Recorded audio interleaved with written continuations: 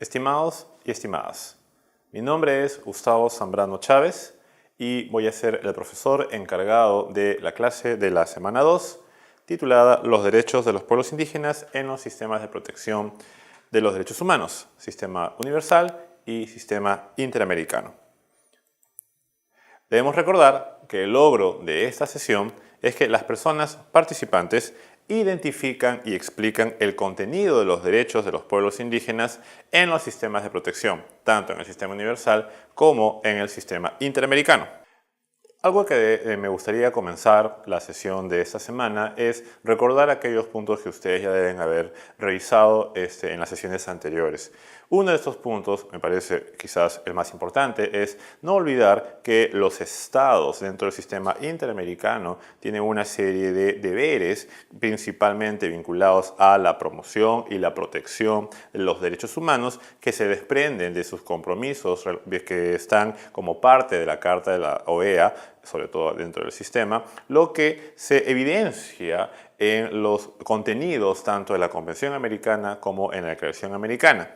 Estos deberes de los estados generan a su vez obligaciones generales, entendiéndose estas como aquellas cargas que adquieren los estados específicamente en lo que se refiere a la protección y garantía de las condiciones de vida de todos los individuos, hombres y mujeres. Y en el caso de pueblos indígenas, estas obligaciones tienen un contenido adicional. Es algo que no podemos dejar de mencionar, ya que lo que viene ocurriendo dentro del sistema es que los derechos de los pueblos indígenas empiezan a ser considerados como parte de las obligaciones que tienen los estados que se desprenden del deber de los estados de proteger y promover los derechos de los individuos. Pero ahí viene un tema importante y es que tiene un componente adicional al momento de hablar de pueblos indígenas y es que no estamos hablando de individuos, estamos hablando de colectivos, grupos humanos que por sus características particulares de vida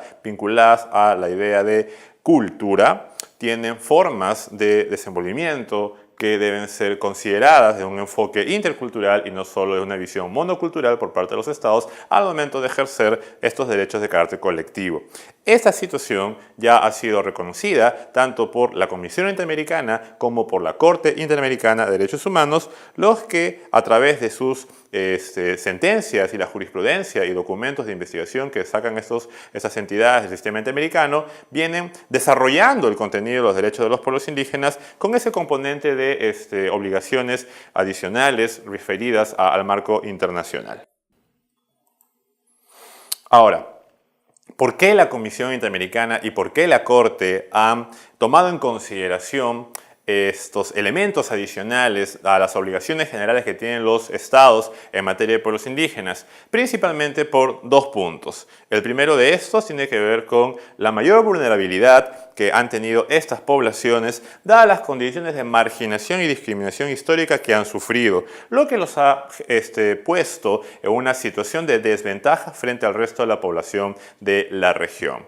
Sin embargo, esta mirada viene siendo cuestionada y hay un punto de desarrollo respecto a las razones por las que los estados deben reconocer estas condiciones adicionales a sus obligaciones generales. Y es el hecho del reconocimiento que en tanto pueblos tienen el derecho al ejercicio a la libre determinación. Es decir, el respeto a sus condiciones de vida y la garantía, protección y promoción de sus derechos colectivos no solamente se deben a situaciones de vulnerabilidad, lo cual tiene un fuerte componente aún de disminución, sino reconocer que en tanto sujetos de derecho colectivo es la característica de poder determinar cómo desean gobernarse internamente, como históricamente lo han hecho, lo que es clave al momento de reconocer en igualdad de condiciones a el pueblo con el que podríamos estar interactuando y el sistema lo viene reconociendo. Cada vez más se viene desarrollando, como les vengo diciendo, que el reconocimiento de hechos colectivos tiene que ver con el reconocer que son pueblos que pueden ejercer la libre determinación de una manera particular. Sobre ese punto volveré más adelante.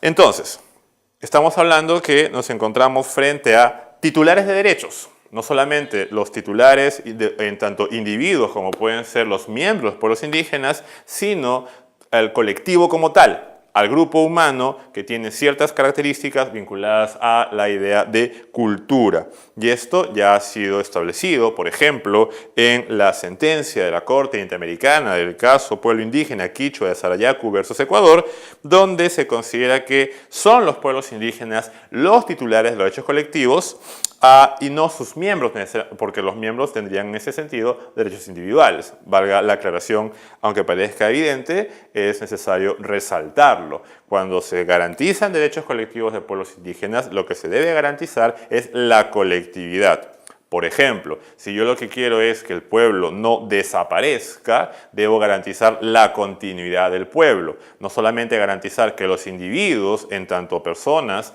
puedan seguir existiendo como individuos, sino cómo hacer para que el colectivo, que tiene una cultura propia, sea quien pueda seguir superviviendo a través de la protección que se puede establecer en el caso, si fuese el de un traslado o una posible afectación por actividades que les puedan generar graves daños en lo que se refiere a sus condiciones de vida.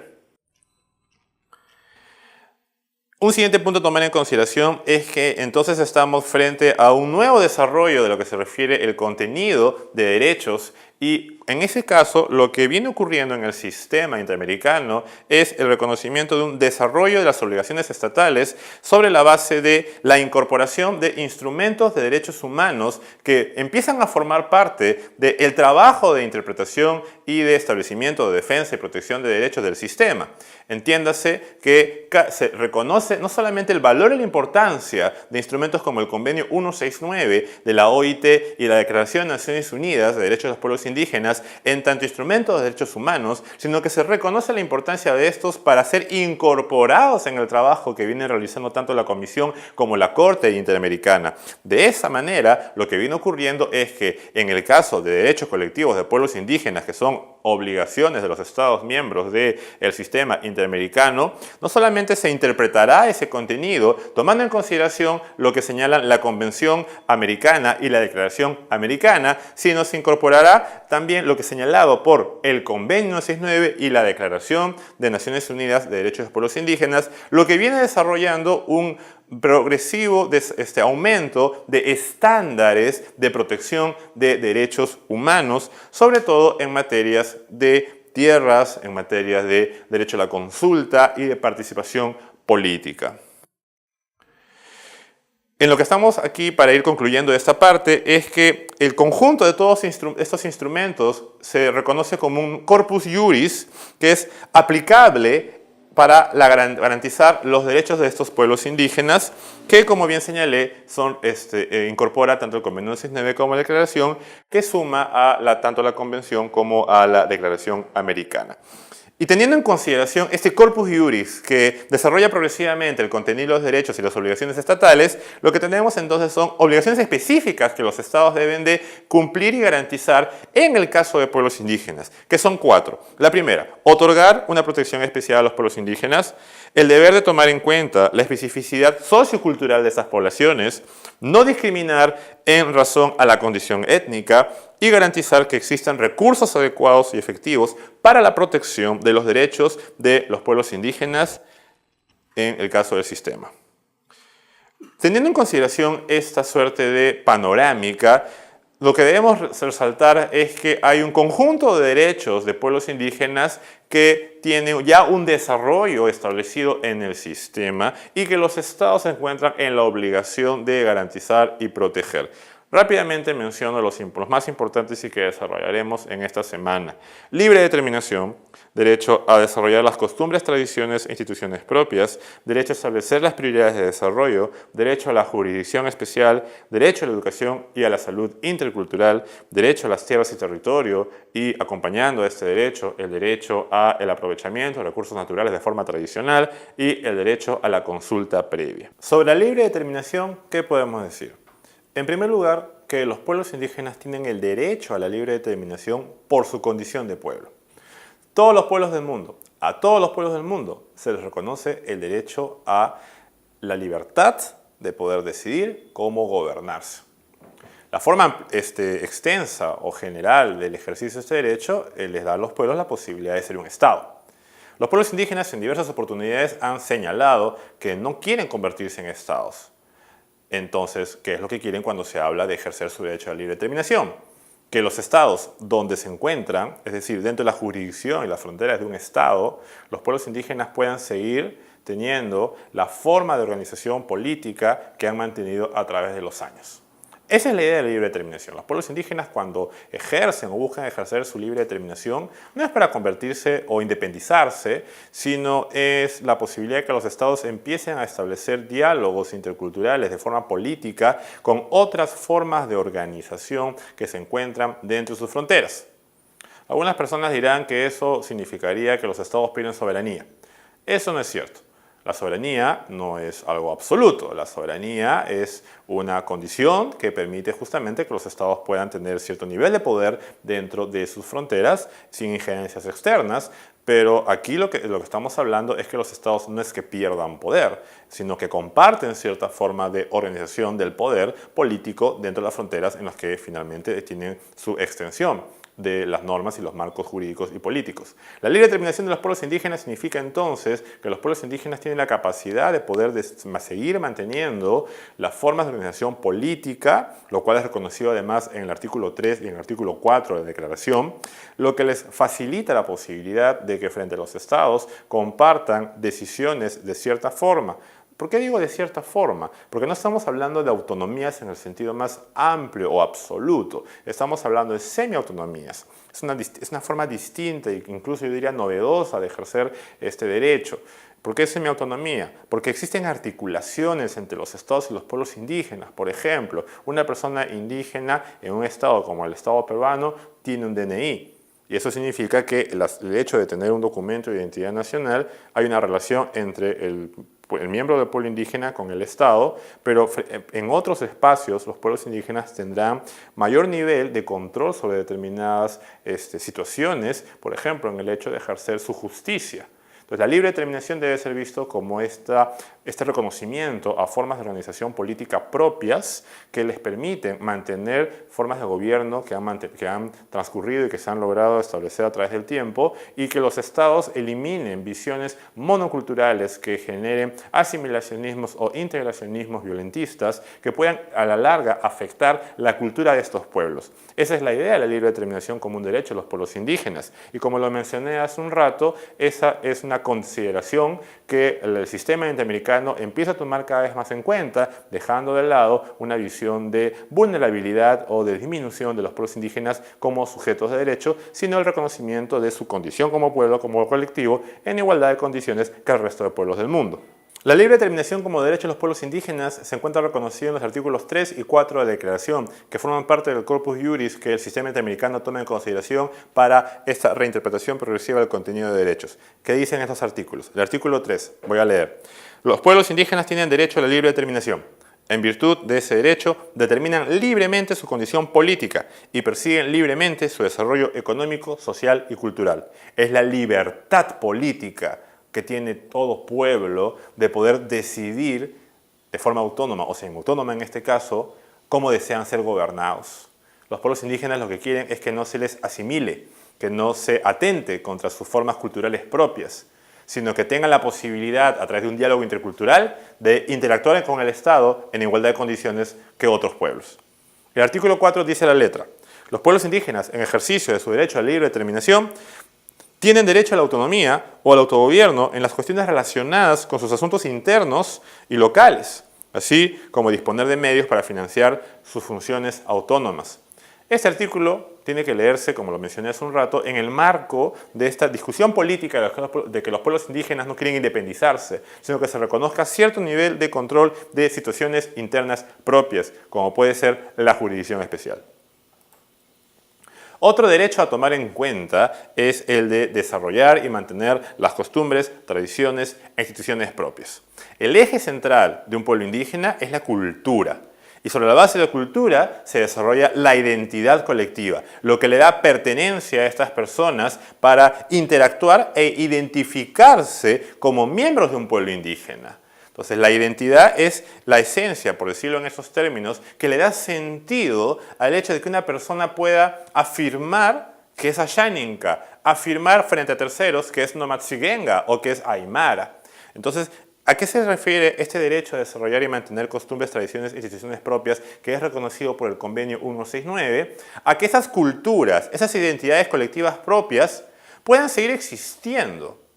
Muchas veces los estados, políticas estatales, han buscado o han intentado asimilar e integrar a los pueblos indígenas. Este derecho lo que busca es que eso no vuelva a ocurrir, sino que esas culturas propias puedan seguir existiendo y se puedan seguir desenvolviendo sus tradiciones, sus instituciones propias y que eso sea garantizado por el Estado. Finalmente, es una lectura de la libertad que tienen estos pueblos de ejercer su cultura distinta. Otro derecho importante que no podemos olvidar es el derecho a establecer sus prioridades de desarrollo. A lo largo del siglo XX, la OIT en distintas oportunidades ha demostrado que el desarrollo o una visión de desarrollo no ha beneficiado a todos, específicamente a los pueblos indígenas, quienes en muchas ocasiones se han visto disminuidos o alejados de los logros que el desarrollo ha tenido.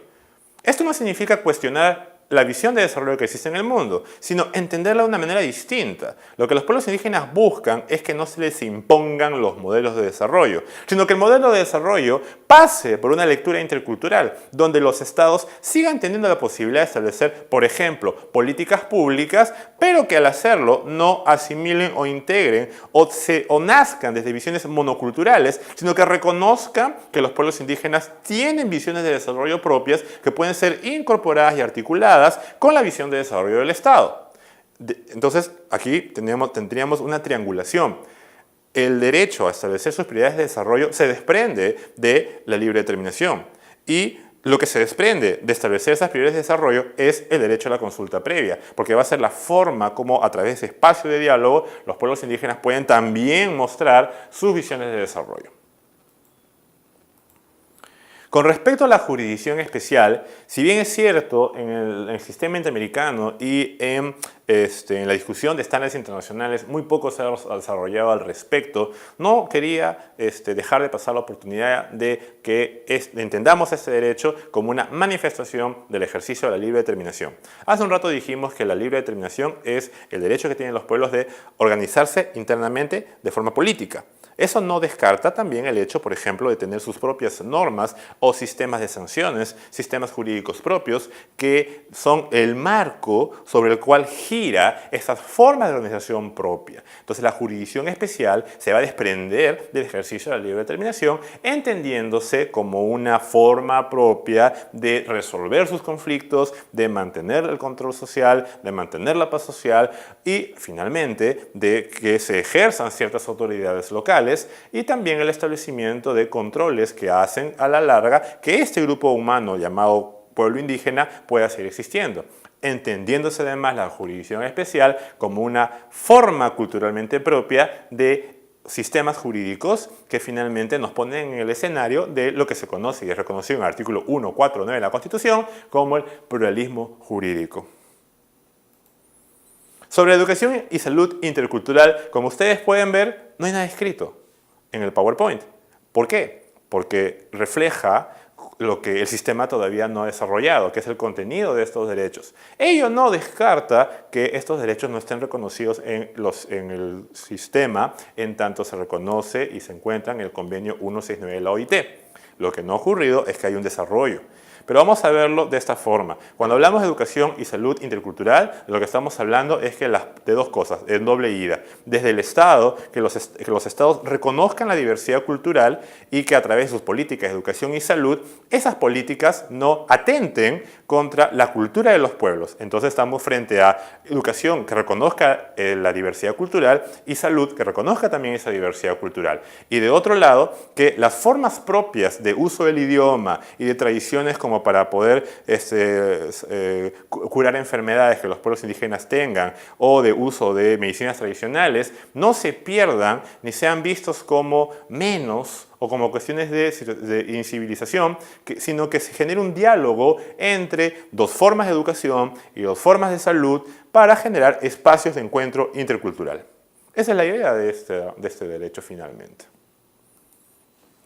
Bueno, Sobre estos derechos hemos hablado bastante. Yo estoy seguro que las lecturas que ustedes tienen van a poder complementar parte de la discusión, así como las actividades que se encuentran como establecidas para el desarrollo de esta semana. De mi parte, solamente quisiera despedirme y hasta una siguiente oportunidad. Gracias.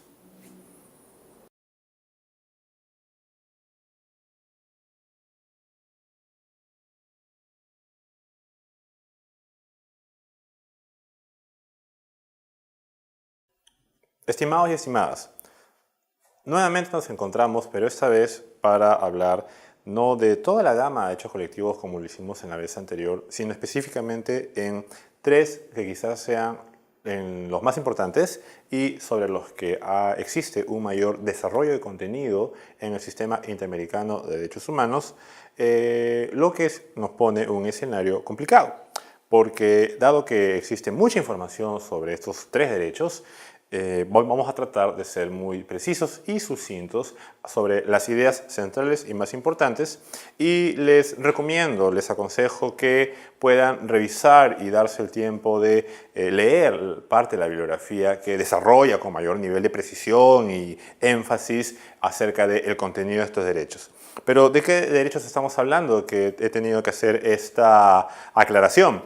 Del derecho a las tierras y territorios, del derecho al uso tradicional de recursos naturales que tienen los pueblos indígenas que viven en esos territorios, y el derecho a la consulta previa, que además será desarrollado en el caso peruano en las sesiones de las semanas siguientes. Para el caso del derecho a las tierras y territorio, voy a ponerlo de esta manera. La Convención Americana de Derechos Humanos no reconoce las tierras y territorios indígenas, reconoce sí el derecho a la propiedad en el artículo 21 de la Convención, la que señala lo siguiente: toda persona tiene derecho al uso y goce de sus bienes. La ley puede subordinar tal uso y goce al interés social. Ninguna persona puede ser privada de sus bienes excepto mediante el pago de una indemnización justa por razones de utilidad pública o de interés social y en los casos según las formas establecidas en la ley. Lo que debemos rescatar aquí es que existe, de acuerdo al sistema y a la jurisprudencia de la Corte, un contenido del derecho a la propiedad que reconoce, como bien señalamos, que este es un derecho libre para usar y gozar el bien que es materia de propiedad, que se encuentra subordinado este goce y uso al interés social y que existe una prohibición de privar a las personas del uso de estos bienes. ¿Dónde está el punto a tomar en consideración que lo relaciona con los pueblos indígenas? La Corte ha señalado que lo establecido en el artículo 21 no se limita a la propiedad individual. El artículo 21 habla de la propiedad y hay distintas formas de propiedad. Habrá propiedades individuales y habrán propiedades colectivas. Los pueblos indígenas tienen derecho sobre sus tierras y territorios de forma colectiva, es decir, la propiedad colectiva es una forma de ejercer el derecho a la propiedad que se encuentra reconocido y garantizado en el artículo 21 de la Convención. Y lo que dice la Corte es, o trata de decir la Corte en su jurisprudencia, es que al momento de entender el ejercicio de este derecho que tienen en este caso los pueblos indígenas, deberá entenderse incorporando lo que señala tanto el Convenio 9 como la declaración. Y ahí es donde entra la figura del corpus iuris. Entonces, el desarrollo del contenido de la propiedad colectiva que tienen los pueblos indígenas sobre sus tierras y territorios se entenderá no solamente sobre la base de lo establecido en la Convención, que considera que hay una propiedad colectiva y no solo individual, sino además incorporando lo que ya reconocen el convenio y la declaración. Es una mirada mucho más amplia que desarrolla el contenido de este derecho y que finalmente pone en cuestión visiones más tradicionales sobre cómo se garantiza y ergo cómo se ejerce este derecho por parte, en este caso, del derecho colectivo, del individuo sujeto de derecho colectivo, pueblos indígenas. Lo que sí podemos tomar en señalar es que el sistema interamericano, llámese Comisión y Corte, establecen ciertas premisas fundamentales que ya se encuentran en todo este desarrollo jurisprudencial. Para empezar, la propiedad tiene una dimensión colectiva, como he señalado, que existe una relación especial entre los pueblos indígenas y las tierras y territorios que ocupan de forma ancestral, que existe un reconocimiento a la posesión histórica y al uso que hacen de estos territorios los pueblos indígenas, que es importante que se garantice esta propiedad a través de la titulación y el registro que los sistemas administrativos de los estados deberán tener, que además es obligación de los estados la delimitación y demarcación de estos territorios ancestrales, que se debe garantizar la protección de estos pueblos frente a desplazamientos forzosos, que se podrán restituir territorios ancestrales cuando estos hayan sido sujetos de despojo por cuestiones históricas que podrían ocurrir, o incluso porque un tercero pueda estar interesado y ocurran situaciones de ese tipo, y que los estados deben estar preparados para dar solución de alguna manera a conflictos jurídicos que puedan existir entre propiedades tanto de individuos como de colectivos pueblos indígenas. El punto más importante y que da sostén a todas estas premisas fundamentales tiene que ver con el hecho de la relación especial que tienen los pueblos indígenas con sus territorios.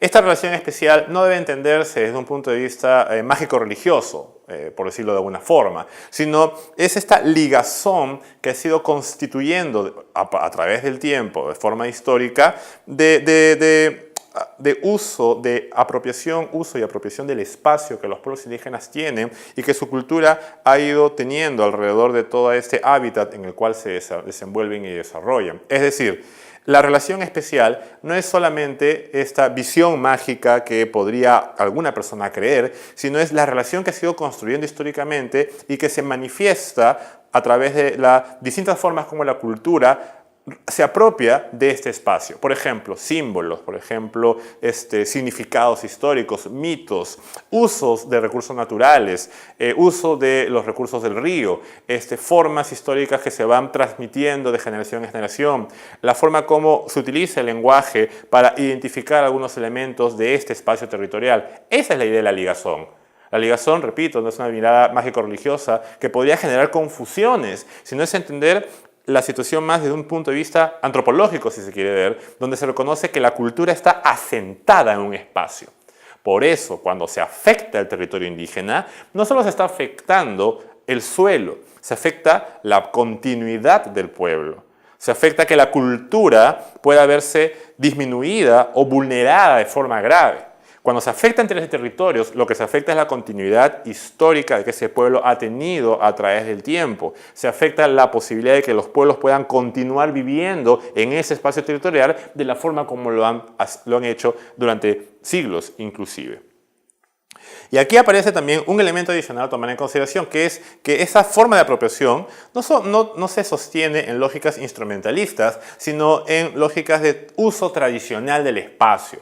Estos sentidos, estas lógicas de producción, de aprovechamiento de recursos, no necesariamente tienen una visión instrumentalista de hacer uso de los productos para incluirlos en el mercado, sino podría ser a través de lógicas de subsistencia o de cuidado del ambiente, que se relacionan un poco más en los códigos que nosotros tenemos o tendemos a hablar. Unos elementos adicionales que debiesen tomarse en consideración para el tema de tierras y territorios y la propiedad comunal sobre estos que los pueblos indígenas puedan tener, tiene que ver con el reconocimiento por parte de los estados de que esta propiedad es previa inclusive a la conformación de los estados el día de hoy. Entonces ahí lo que está en juego es la demostración de la ancestralidad, la demostración de que esta ligazón, relación especial, no es algo espontáneo, sino que es algo que se ha ido construyendo a través de los siglos, a través de los años, y el significado, esa importancia que se empieza a generar entre los pueblos indígenas con su espacio territorial, no es algo que se haya inventado, sino es algo que representa justamente parte de su historia y que se manifiesta, por eso les decía, en narraciones, en la forma como le dan un significado a determinadas plantas o a determinadas zonas geográficas.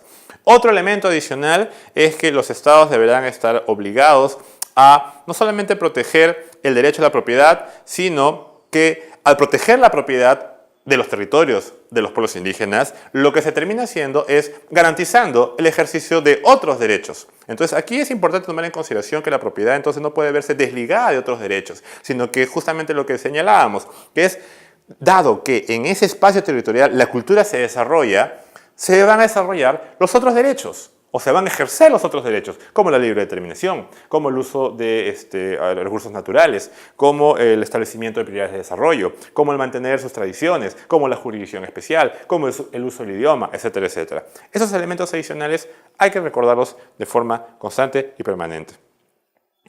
Además, hay una serie de garantías que el sistema interamericano toma en consideración los estados deben de tener. Las voy a mencionar. La primera, que se deben de brindar títulos de propiedad. Hay que garantizar que los pueblos indígenas no solamente tengan el acceso a estos espacios territoriales, sino que exista un título y, por ende, procedimientos adecuados para acceder al título. En segundo lugar, que la posibilidad de que los pueblos indígenas puedan asociarse y puedan poder desarrollar ahí sus prioridades de desarrollo dentro de ese espacio territorial, y finalmente que ello significará el desenvolvimiento de su cultura. El siguiente derecho sobre el que me gustaría dar unas palabras es el derecho al uso tradicional de recursos naturales. Este derecho se desprende del derecho a la propiedad colectiva sobre tierras y territorios, y el eje central que sostiene el entender este derecho tiene que ver no con una apropiación instrumentalista de los recursos naturales, sino con garantizar que los pueblos indígenas puedan seguir utilizando aquellos recursos naturales que se encuentran en sus territorios como lo han venido haciendo. Ese es el punto. Los pueblos indígenas utilizan recursos naturales como cualquier ser humano. Los utilizan, eso sí, de una manera particular. Y esa manera particular de aprovechar los recursos naturales que tienen en su territorio es lo que ha permitido que sus culturas sigan existiendo. Entonces, lo que los estados deben garantizar es que los pueblos indígenas puedan seguir utilizando esos recursos naturales para que sus culturas no se extingan. Por ende, cuando se afecta el territorio, se puede afectar el uso tradicional de esos recursos naturales, lo que podría poner en riesgo la continuidad de la cultura. Esa es la idea central a tomar en consideración, en tanto es un estándar que ya está reconocido en la jurisprudencia de la Corte. Sobre consulta previa, sí hay algunos elementos clave a tomar en cuenta. El primero es que sobre la consulta, el sistema interamericano ha desarrollado nutrida jurisprudencia, pero centrada principalmente a el debate alrededor de la propiedad colectiva de territorios y tierras indígenas. Lo señalo ¿por qué? Porque el Convenio 169 no restringe la consulta solo a la afectación de las tierras y territorios. La consulta es un derecho que tienen los pueblos indígenas de establecer a través de espacios un diálogo de carácter intercultural sobre aquellas medidas que el Estado desea de alguna manera aprobar, ya sean administrativas o legislativas, y sobre la que los pueblos indígenas tienen algo que decir. Entonces, la consulta es un momento donde los pueblos indígenas y los estados tienen que sentarse a dialogar sobre aquellas medidas, políticas de desarrollo, mecanismos, normativas, etcétera, etcétera, que puedan afectar la continuidad o las formas de vida o el ejercicio de derechos de los pueblos indígenas. Esa es la idea de la consulta, que está desarrollada en el convenio y que forma parte del corpus juris del sistema interamericano. Pero las sentencias de la Corte lo que han desarrollado es una parte de esa forma de entender la consulta previa. Es decir, la consulta previa cuando se trata de la afectación del territorio. Eso no significa que la consulta previa no se pueda vincular con el ejercicio de otros derechos, como puede ser la participación política, si fuese en caso de medidas que puedan generar algún cambio o afectación directa en el ejercicio de ese derecho, o incluso la jurisdicción especial, o la salud o la educación intercultural. Repito, el sistema interamericano, el sistema de jurisprudencia, ha desarrollado un nutrido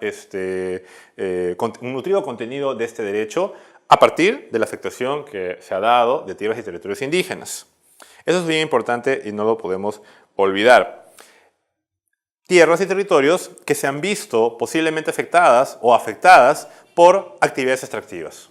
Entonces, encima, no es cualquier tipo de afectación a la tierra y al territorio, y por ende la propiedad comunal garantizada en el artículo 21 de la Convención, sino es un tipo de afectación que tiene que ver con actividades, ya sea de uso del bosque, actividades mineras o incluso actividades de hidrocarburos. Entonces, hay que tomar en consideración eso. Estamos hablando de actividades extractivas o proyectos de gran impacto que pueden generar esa afectación en el territorio y que terminarían, como les decía, generando que la cultura se pueda ver en riesgo. Sobre estándares de consulta previa, lo que tenemos que recordar es que los estados se encuentran obligados a asegurar la participación efectiva del pueblo indígena en todas las etapas del proyecto. Recuerden, la consulta desarrollada en la jurisprudencia tiene que ver con grandes proyectos de inversión, de exploración y explotación que pueden afectar la propiedad colectiva de estos pueblos. El estándar es que los estados deben garantizar que los pueblos indígenas participen en todas las etapas del proyecto. En segundo lugar, que las comunidades se beneficien razonablemente del plan de desarrollo e inversión que esté detrás de este proyecto que se pueda llevar a cabo y que no se emitan concesiones a menos que se realice un estudio de impacto ambiental por entidades independientes y especializadas. Entonces, lo que tenemos aquí son una suerte de condiciones previas que sirven para que la consulta también se pueda realizar sin ningún tipo de problemas. Estudios de impacto ambiental, beneficios y participación efectiva en todas las etapas del proyecto. Y más específicamente sobre estándares de realización de la consulta, el sistema ha reconocido lo siguiente, que las consultas se deben realizar de forma previa, es decir, antes de la aprobación de las medidas, es decir, antes de la realización de las actividades de exploración y explotación. En segundo lugar, que deben realizarse de buena fe y con la finalidad de llegar a acuerdos. En tercer lugar, que deben ser adecuadas culturalmente. Esto exige a los estados quitarse una mirada monocultural para realizar sus actividades y entender incluso las actividades extractivas desde una visión intercultural que no genere afectaciones en la continuidad de la cultura de estos pueblos. Otro estándar es que deben ser informadas para poder generar que los pueblos puedan generarse una opinión respecto al proyecto que se pueda llevar a cabo. No solamente es transferir información, sino es comunicar información, que es otro nivel de entender este intercambio de data. Si tú solamente transfieres la información, no es suficiente. Es generar que la otra parte la reciba, la evalúe, de tal forma que pueda generarse una opinión. Y por último, que en determinados supuestos lo que se alcanza no solo es un acuerdo, sino el consentimiento. Y esto estamos frente a situaciones que son claramente establecidas en el convenio como en la declaración. Solamente para terminar, como les decía, existe muchísimo desarrollo en materia de consulta previa, tierras de territorio y la propiedad comunal que sobre estas tierras y territorios tienen los pueblos indígenas en el sistema interamericano, sentencias que los invito a leer, informes que la Comisión ha emitido y también información que la propia entidad estatal en materia de pueblos indígenas, en el caso peruano, ha publicado en años recientes. Los invito porque es parte justamente de tratar de ir revisando y dándole vueltas a ese contenido que en pocos años, más o menos desde los últimos 10 años, se ha ido construyendo y que nos pone en un escenario distinto para entender la forma como el Estado ejerce o busca garantizar derechos de pueblos indígenas cuando está en juego la propiedad y el establecimiento de espacios de diálogo y participación. De mi parte, solamente despedirme y muchas gracias.